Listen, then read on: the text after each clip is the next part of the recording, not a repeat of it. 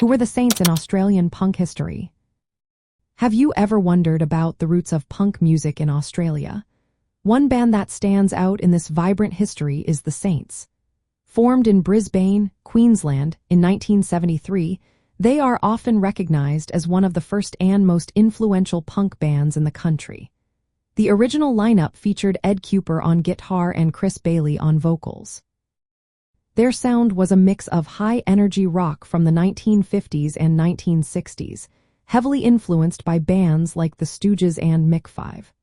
This blend of raw energy and rebellious spirit positioned them as true pioneers of Australian punk rock. In 1976, the Saints took a bold step by independently recording and releasing their debut single, I'm Stranded. Initially, it did not gain much attention in Australia. However, the single found its way into the hearts of punk fans overseas, especially in the United Kingdom, where it was celebrated as a standout release. This success led to a contract with EMI and the launch of their first album, also titled I'm Stranded. Despite facing challenges like poor production and limited radio support back home, the album is now viewed as a landmark in punk history. The Saints emerged during a politically charged time in Queensland under Premier Joe Bjelke-Petersen. This environment added urgency and social tension to their music and attitude. In late 1976, they moved to Sydney, placing themselves closer to a growing punk scene, although their influence had already made waves. Their sound and do-it-yourself approach helped lay the groundwork for the Australian punk movement. They inspired many bands that followed and contributed to the broader global punk narrative.